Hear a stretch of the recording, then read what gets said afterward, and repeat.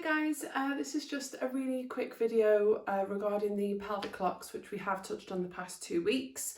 I know that I said I'd send you a quick video for you to look at just before our next session on Tuesday. So if you want to just watch this video, it'll only be a few minutes. Hopefully it'll give you a little bit more knowledge and understanding of the move itself, because it is probably one of the most difficult moves to be able to do and also sort of process and brain muscle connect with. So any extra practice or any extra understanding is going to be really beneficial just for later on in the practice in general, and also obviously when we come to do some more moves next week and over the next few weeks.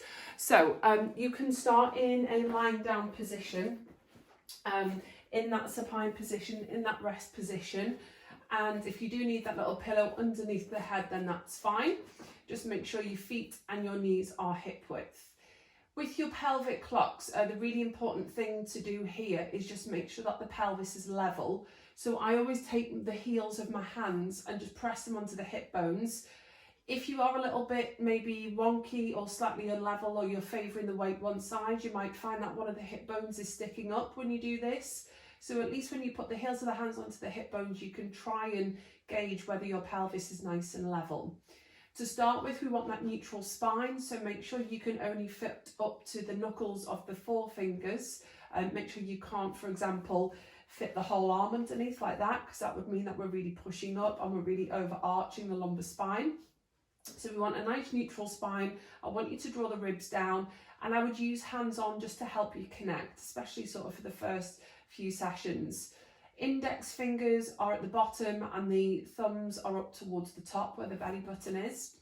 And I want you to close the eyes and brain muscle connect straight away. So it's that gentle connection with pelvic floor. So we've spoken about that connection quite a lot. And then we start to think about those deeper TVA muscles, the transverse abdominal muscles, which are round about the hip bone, those sort of 4 to 5 layers deep. So we start off by very gently allowing the marble to tilt up towards the belly button. Then we gently come down towards the left hip. Then we think about tilting down towards the pubic bone. And then we come up towards the right hip and back up towards the belly button. So I'm not actually lifting the whole pelvis off the mat, as you can see, but what I am doing is trying to create some sort of movement through the pelvic lumbar region. So I do want to see it move, I want you to feel it move, but what I also want you to do is to really control the move by using that brain muscle connection at the same time. Most of us are quite stiff and quite tight in this area of the spine, so lower back going in towards the sacrum. So don't worry if you do feel quite jaggedy or stiff and it's not as free flowing. Once you practice a few in one direction, you can most definitely have a little go anti-clockwise. Again, we've always got one way, which normally feels a little bit more flowing and is definitely more favourable. So even as you're just working through these pelvic clocks, eventually what we want is a nice flowing circle without letting the ribs pushing up, without letting the sort of the chin to push up, and without letting the knees move left to right as well. So I'm just going to give you a little close-up version of that, just so that you can see a little bit further in what you're actually aiming to do here.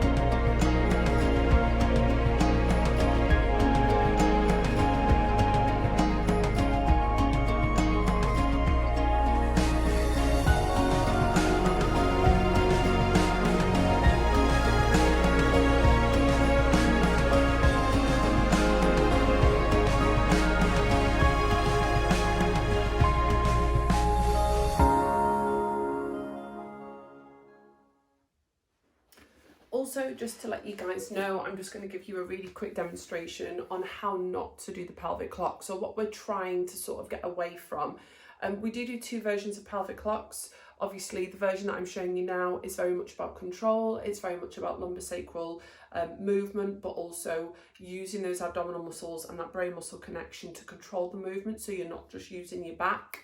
Obviously, we can do quite an exaggerated version where we still have connection, but it's not as controlled, and that's just to really free up the lumbar spine. It's really just to free up the pelvis as well and get everything moving. But that I would come with later on in the practice when we do have a little bit more knowledge of still being able to maintain connection and just allow for a little bit more mobility. So this is how I don't really want you to do it. So if you do feel like this is how your pelvic clocks are going, drop me a message and we can definitely look at maybe what areas you're struggling with. So like I said, with pelvic clocks, what we don't want really are the ribs lifted to start with. So it is all about your setup. I want you to make sure that the ribs are still down. But when we're doing these pelvic clocks, what I don't want is the knees to move. I don't want the ribs lifting. I don't want the back to arch so that all of a sudden you can fit the hand underneath. Equally, when you're moving around, what I don't want you to do is just to move the legs. And I definitely don't want the head and the chin sliding up and down the mat, because then what we're doing is we're making sure that, or what we don't want to do is make the back arch and let the whole spine slide up and down the mat. So this isn't what we want. We want that much slower sort of controlled version where we allow the pelvis to tilt and we control the movement round, which really means we're isolating that one area of the pelvis and the spine, which will really just sort of help increase that mobility and that strength as well at the same time. Hope you enjoyed. Let me know if you've got any feedback, and I'll see you at class.